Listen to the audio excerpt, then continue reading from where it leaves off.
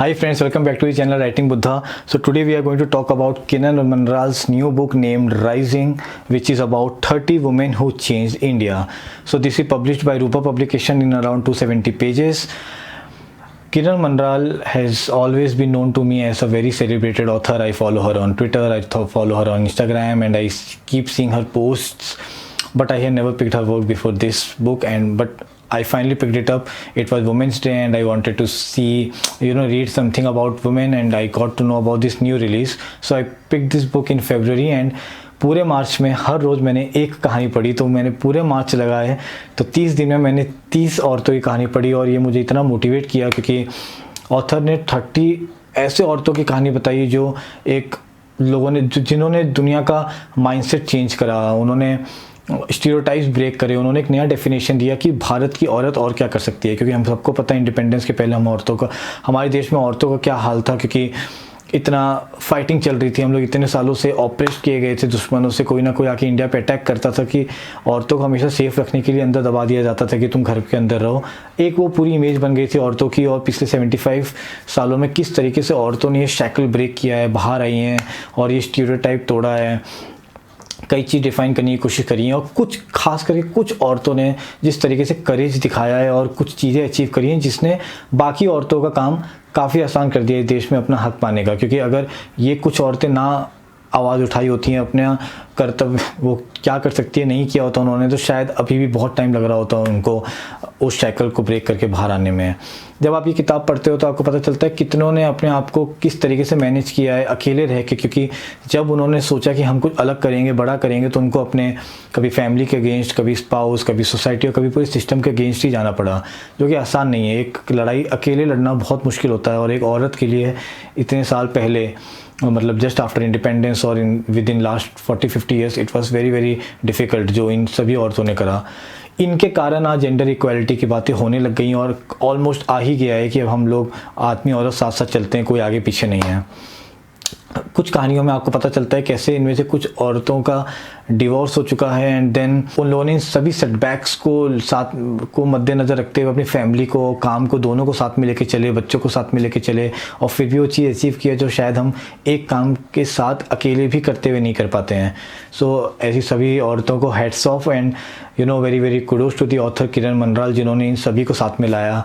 तो ये बहुत अलग अलग वॉक्स ऑफ लाइफ से उन्होंने औरतों को पिक किया है. ऐसा नहीं कि एक ही सेक्टर के बारे में बात करते. तो जैसे कि मैं आपको बताऊं, इसमें जैसे एंटरटेनमेंट इंडस्ट्री से movie, sports, entrepreneurship, government jobs, judiciary system, educational system, science, rural panchayat, इन सभी डिपार्टमेंट्स से अलग अलग औरतों की कहानी है. तो आप देख सकते हो कि औरतों ने कितने अलग अलग सेक्टर में कितना बड़ा बड़ा काम अचीव किया है कि उनका नाम इस किताब में आ रहा है. नहीं तो ऐसा होता कि शायद एक ही डिपार्टमेंट में औरतों ने कुछ अच्छा किया होता और हम हमेशा वही बात करते हैं, बट ऐसा नहीं है. और यही किरण मनराल ने कहीं ना कहीं इंडायरेक्टली ये बताने की कोशिश भी की है कि women are progressing in almost all walk of life and they are no less at all. So कुछ लोग जो अभी भी ऐसा सोचते हैं उनको ये समझ में आ जाना चाहिए कि अब समय बदल चुका है.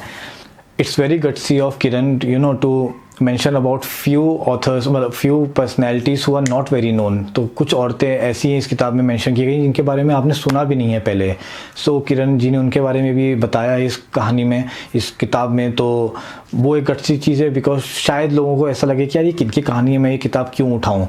बट उन्होंने बिना ये सोचे हुए उन्होंने अपना जो एजेंडा था, जो उनका मेन मकसद था इस किताब को लिखने के पीछे, उसके बारे में सोच के एग्जैक्टली ऐसे ऐसे औरतों को पिक किया जिससे कहानी से आप कुछ ना कुछ इंस्पिरेशन ले सकते हो.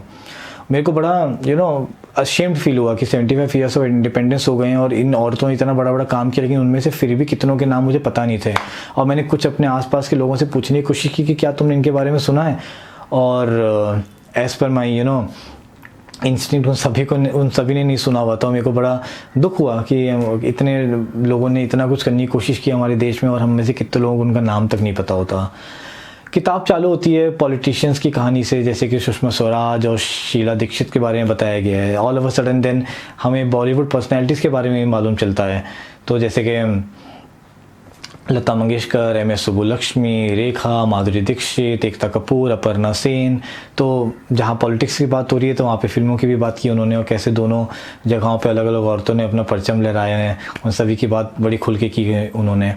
फिर उन्होंने काफ़ी स्पोर्ट्स पर्सनैलिटीज़ की बात की और मुझे लगता है बहुत ज़रूरी होता है जब आप ऐसी किताब लिखते हो कि आप स्पोर्ट्स की फील्ड में से लोगों के बारे में बताओ, क्योंकि ये एक ऐसा डिपार्टमेंट है जो लोगों के आंखों के सामने हो रहा होता है। तो ये जितनी भी पर्सनैलिटीज़ हैं सबको मैं जानता था और ऐसा लगा कि जैसे उन सबका करियर वापस मेरे सामने रिप्ले कर दिया हो थोड़े दिनों में। तो कुछ स्पोर्ट्स पर्सनैलिटीज़ जिसकी बात उन्होंने की है वो हैं Karnam Malleswari, Hima Das, PT Usha, PV Sindhu, Mary com.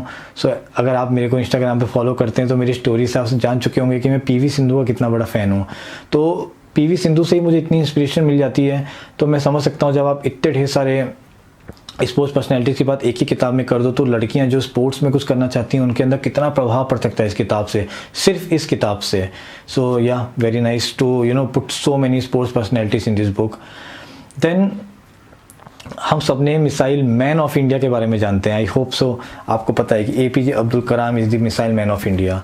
But do you know that there is also missile women of India? नहीं पता ना, मुझे भी नहीं पता था and I was very surprised and equally ashamed कि मेरे को टेसी थॉमस के बारे में नहीं पता जिन्होंने इतना अच्छा काम करा हुआ है कि उनको मिसाइल वुमेन ऑफ इंडिया बुलाया जाता है।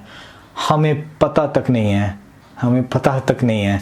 सो kudos to author to bringing her out and making us aware about her and also making us feel equally ashamed of not knowing about these important facts which should be there in front of us on our core of the brain.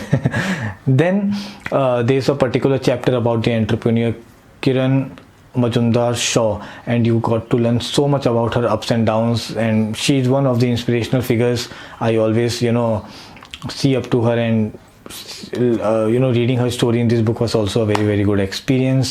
Then she talks about Shakuntala Devi, अभी उनके ऊपर movie भी बनी थी जिसमें विद्या बालन ने उनका किरदार निभाया था। क्या क्या उनके साथ दिक्कतें हुई जब वो एक बार फेमस हो गई ऐसा फास्ट प्रोसेसिंग ब्रेन, तो उनको कितनी दिक्कतें हुई उन सब के बारे में पता चलता है। तो हमें मालूम चलता है कि not only being famous but famous होने के साथ भी कई चीज़ आती हैं उस पैकेज में जो आपको अफेक्ट कर सकती हैं and that we get to learn from this story.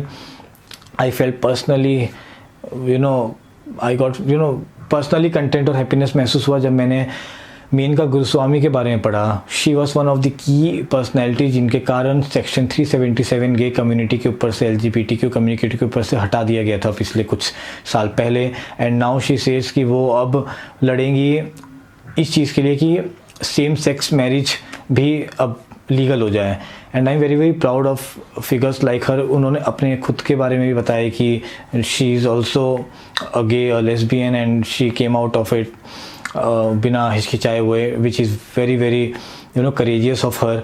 उन ऐसे लोग बहुत ज़रूरी हैं क्योंकि जितनी मेहनत उन्होंने करी है आपको पता चलता है 377 सेक्शन ऐसे नहीं हटा और उसके पीछे अगर एक औरत का हाथ है तो आप समझ सकते हैं कितना बड़ा टास्क होगा। ऐसे कई औरतों की कहानी है, हर एक तो मैं इस रिव्यू के अंदर नहीं एक्सप्लेन कर सकता हूँ but every story will help you get motivated, inspired and you might find your life completely changed after reading about few of the personalities in this book.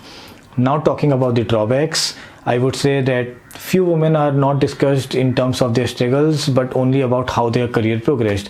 So for example Madhuri Dixit और PT Usha की कहानी जब आप पढ़ोगे तो आप देखोगे उसके अंदर सिर्फ उनके करियर के बारे में बताया गया, तो आपको लगेगा जैसे वो माधुरी दीक्षित की फिल्मोग्राफी बताई गई है या PT उषा को एक छोटा सा एक चार्ट बता दिया कि वो किस तरीके से उन्होंने अपना करियर प्रोग्रेस किया। उसके लिए उनको क्या लगा वो ऑथर ने नहीं बताया, सो आई विश ऑथर वो वाला पार्ट भी कवर करती। Then there are few personalities I think that author picked up only to ensure कि कुछ लोग उस किताब को शायद उनके नाम के कारण उठा लें, जैसे कि माधुरी दीक्षित और रेखा। I don't think in any way they were among the top 30 women of India who changed the way India thinks or the Indian women thinks. ऐसा कुछ नहीं था, they were just a normal actress. उन्होंने कोई revolution भी नहीं लाया था और कुछ खास बड़ी एक्ट्रेसेस भी हाँ हैं बट इतनी बड़ी उन्होंने कुछ नहीं किया कि जिसके बारे में इस 30 की लिस्ट में उनका नाम होना चाहिए था। This I felt something which author should have avoided. Lastly I would say कि यार इनमें से किसी की भी पिक्चर नहीं डाली है किताब में, इनकी एक छोटी इमेज हो जाती है चैप्टर के साथ या may be at the end या थोड़ा कलरफुल पिक्चर जो हम कभी कभी बीच में एम्ब्रॉस्ड पेजेस डाल देते हैं किताब में, वैसा कुछ कर सकती थी author. So author did not do all of that. I feel ये छोटी मोटी चीज़ें वो नेक्स्ट टाइम कर लें जब ऐसा कुछ सीरीज़ लिखें and I want her to come with more such series जहाँ पे वो ऐसे अलग अलग तरीक़ों से बताएं अलग अलग टाइप के लोगों के, जैसे कि रश्मि बंसल करती हैं. सो या overall this is a very very learning book, very very good motivational and inspirational book, and I would give it 4.5 stars out of 5. And Kiran Manral has at least made me her fan with this book, and I would like to read more of her works now, which I have missed in the past few years. If you have liked this video, please do share it, and if you are not subscribed to the channel, then please do subscribe it right now.